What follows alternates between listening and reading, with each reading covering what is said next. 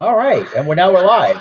Hey, Welcome to Following the Orville. I'm this is Scott Fish on right now, but I'm Brett, and and I'm there Scott. he is. There he is. So we're doing that, and just waiting for check a couple things on my screen here, but we're ready to start. It was a great episode. Episode was called the Krill, or just Krill actually, and it's where we got to see Captain Ed and oh, I can't think of Gordon, his name. Gordon. Ed and Gordon, they went on their mission together. Yep. I'm gonna check a setting real quick. Hold on a sec. Yep. Give some people some time to join us. You hearing? Yeah, I'm listening right now to the other video.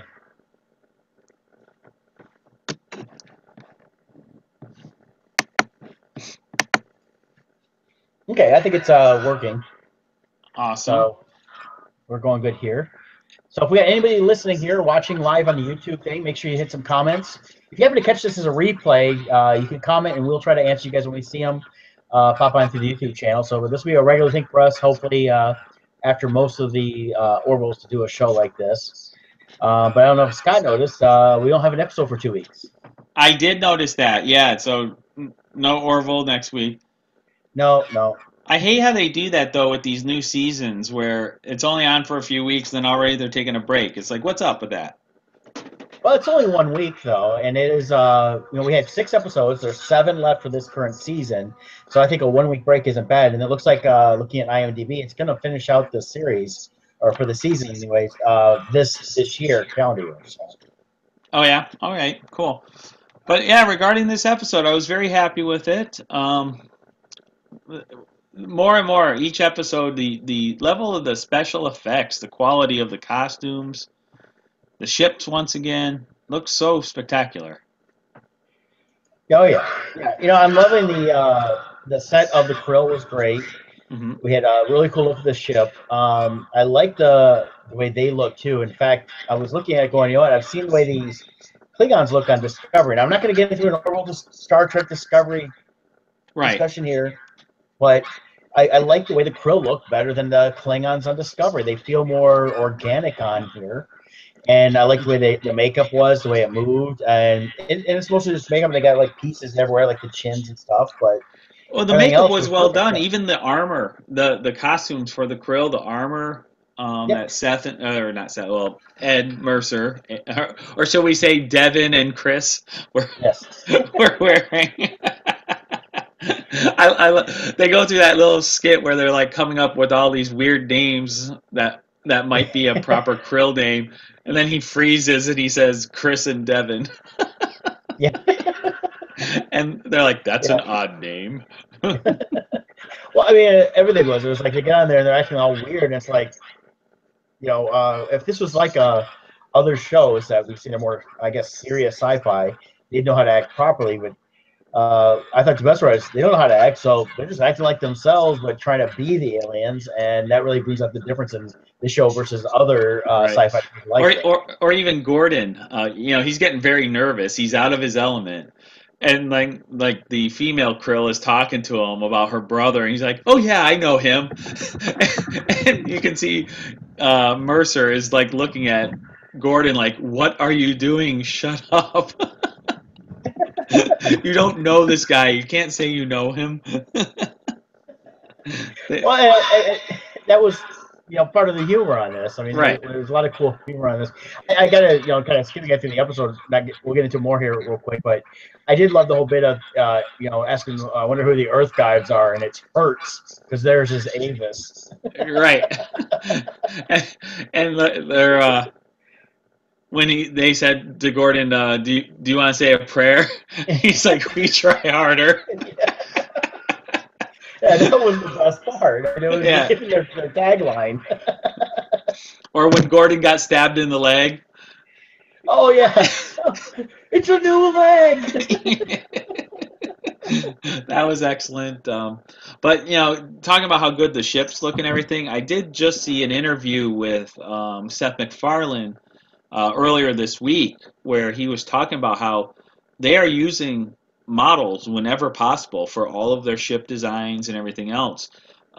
He said only if you're seeing like some crazy maneuvers is it CGI, but otherwise when it's like the beauty shots and the slow panning of the ship, those are all models that they're using. So Yeah, no, I love that. I It really makes a difference in the way it looks and everything they're yep. doing with it, especially with seeing like the Krill ship versus the Orville. hmm Yeah, and it also shows, I think, it shows Seth MacFarlane's love of actual sci-fi. You know, like going back to like Star Wars. You know, the original trilogy, you had all models and props whenever possible. Then you got into the prequels where it was all CGI. Yeah, And you, and I love that they're trying to stay practical on not just right. the sets, but the ships and everything they do. I mean, they're gonna have special effects, of course, but to see as much practical stuff, I think just lends to the quality they're trying to do here. Yeah, and even for the actors too, they're acting against real things instead of some tennis ball that's sitting there that they have to look at and pretend it's something else. So I think it helps with the acting too. No, no, I completely agree. Yeah. And but I do gotta say, it feels like every week this show gets better for me, and I love the direction they go, and to see them go as this interesting like undercover away mission Yep. was such a neat departure from what they've been doing before. And we finally got to learn a little bit more about the Krill, and I think it's setting up a lot more. It didn't resolve anything, as we saw. Now it shows, of course, they don't want to kill any kids, but at the same time, they may have created some enemies here with these kids, as said by their one captain that they have. So Yeah. The that that's the other part of this show that they I think they do a really good job on is that the whole premise of this mission was it was a peace mission. They obtain a copy of their Bible so they could study it and learn more about these people. And then while there, it now becomes a rescue mission because they find out there's actually a plan to wipe out a whole colony of people. And I like that the show doesn't give like these nice, easy answers to problems. And no, I agree, and it's like Star Trek originally was, Next Generation especially. It wasn't about the solving everything initially, but it sets up a lot more. They may get through the initial mission, but the stuff that I think is going to come back later that they have to deal with. So there's not a simple, easy answer here. right, exactly. So this will definitely be cool to see. Um, Also, even at New York Comic Con this last weekend, the Orville had a presence there, and I saw another interview set up with a bunch of the cast with a reporter from some show. I'm not sure what show it is off the top of my head, but it was interesting hearing them talk about the show too and how people will compare them to Galaxy Quest and Star Trek and things like that, but they were just pointing out how they definitely not make a nod to those shows, but they are their own unique show.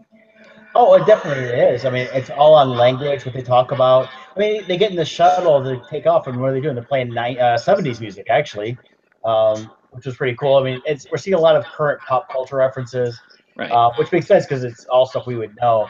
But they have their own talk, they have their own language in terms of trying to stay more current with how we talk. And even though it's a few hundred years in the future, it's like, oh, things have changed, but not that much. It's Right. just going more and more.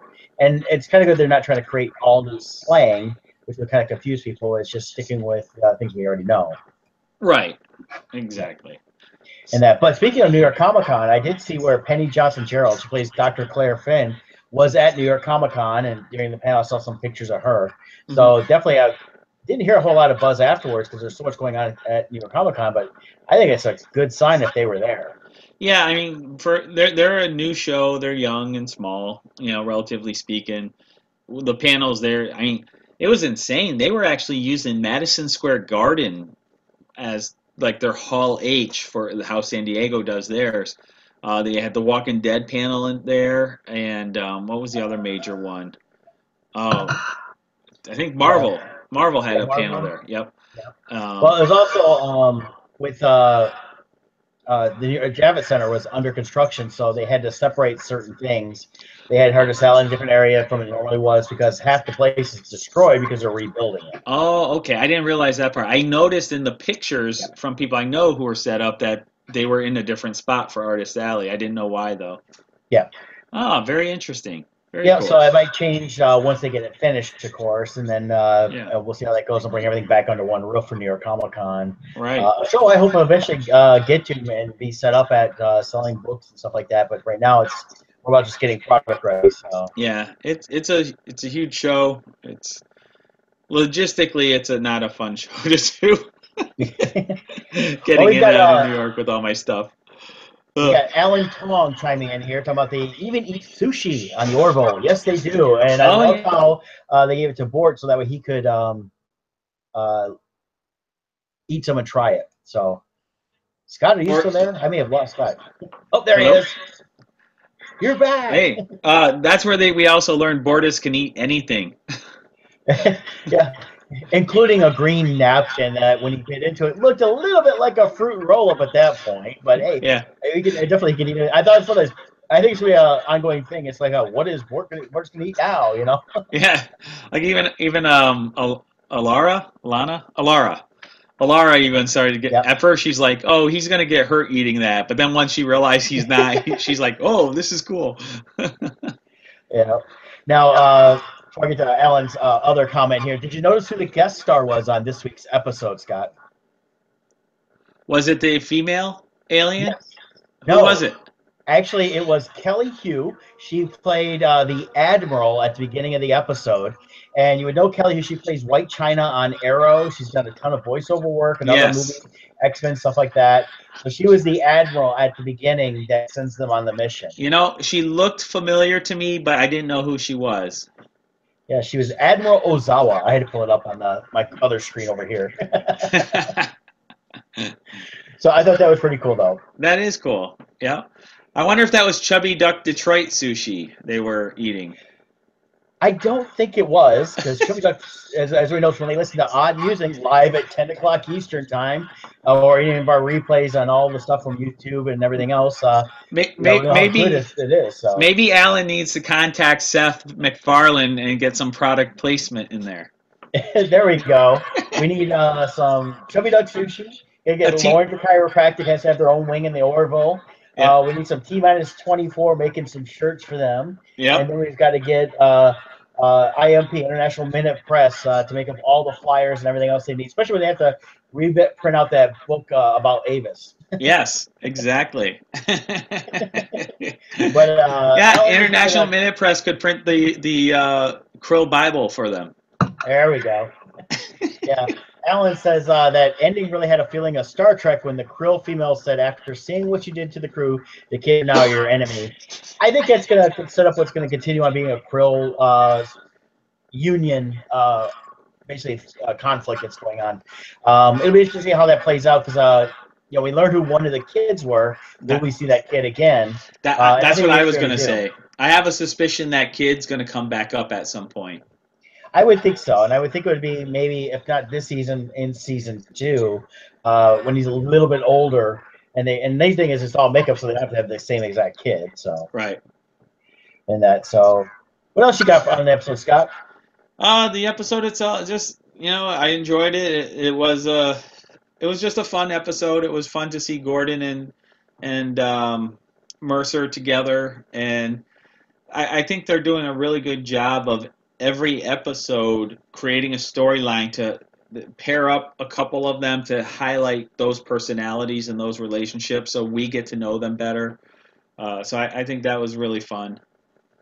Because so far we've only seen Gordon on the bridge. Although I will say, if I was on the Orville, I probably wouldn't want to bring Gordon with me on a mission. I don't know. He talks too much.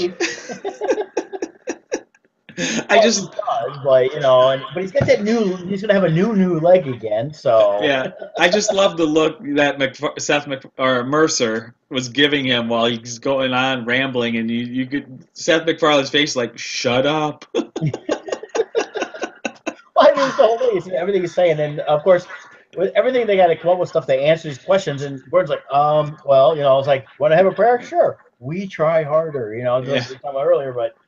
Also, with Mercer himself, this episode, it got a lot deeper into him because previous episodes we've been focusing on other cast members a lot, and in this one, you really got to see his intelligence come in, where he came up with the idea of A, he fixed the frequency thing on their holographic disguises. B, he was the one that figured out that he could do something with the bomb using that frequency. And C, he came up with the idea of how to blow out the lights and overload the lights for defeating the Krill. You know? Because they're hunting space vampires now. Yeah, we're vampire hunters. But it showed another side of Mercer, that he's not just some dumb guy who just happened to. Because, you know, with episode 1, you find out they didn't really want him there. It was Kelly who got him promoted. Right, and but at the same time, she believed in him because he could be a good captain. Right. He had done things. He just had a year where basically his whole life fell to. Yeah. I think it's cool that and I know it's Seth's show and it's his character, so he's going to build him up. But he could have made him just a complete buffoon, Right. Just for comic relief in that. And I like the fact that really the comedy is coming from not complete, not real stupidity, but it's just on natural action. I felt like even all the comedy today with laughing stuff was all from stuff that as a regular person put in this situation would probably do because of how they talk and act and things like that. And they actually discussed that in that New York Comic-Con interview. They referenced their show as a dramedy. And what they were saying is, you know, in everyday life we have comedy that we bring up in different situations.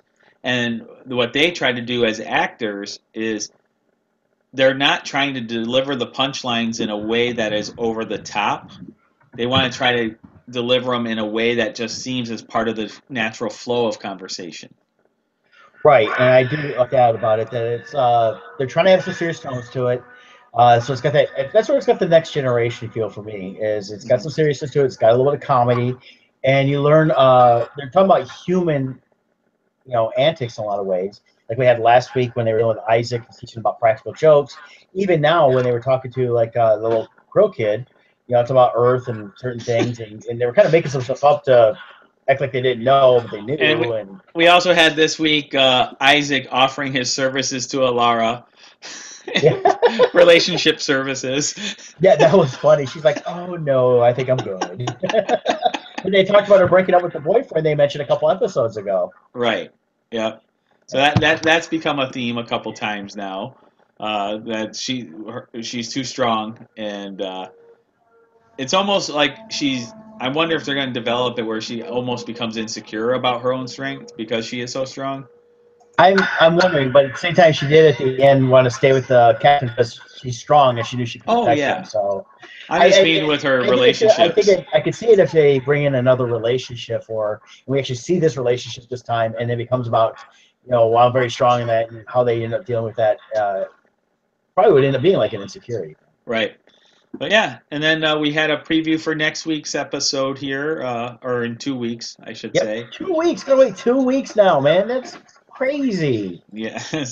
So what was the preview again? You are not going to be around in 2 weeks to watch it too. You're going to be in Paris. Oh yes. So you'll be on your own for following the Orville. Yes.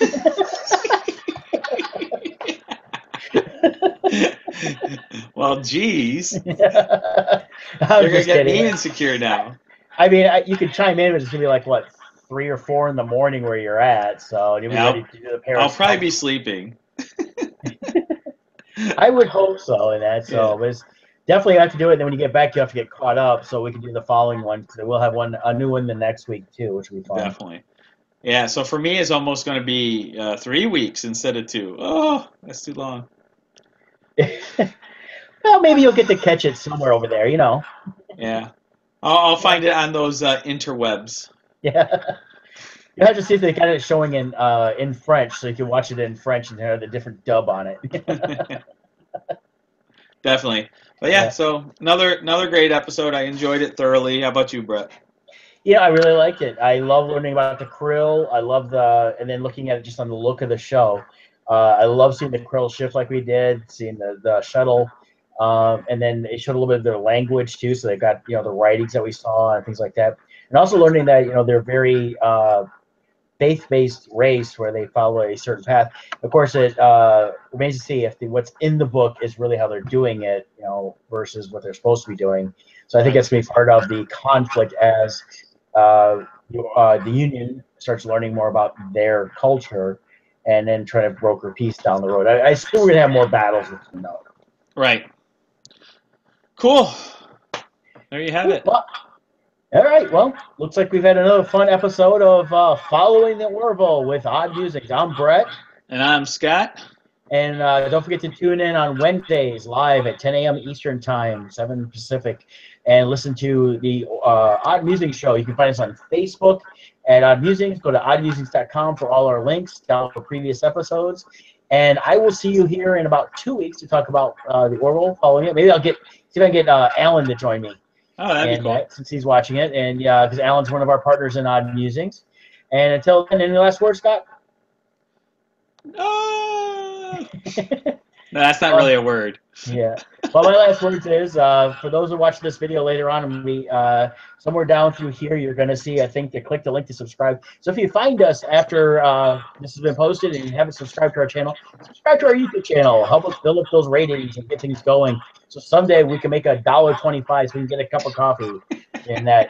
But until next time, subscribe, watch other videos, or subscribe, watch other videos. We have 20 seconds of doing this, going back and forth. So do this. And Scott, say goodbye. Bye.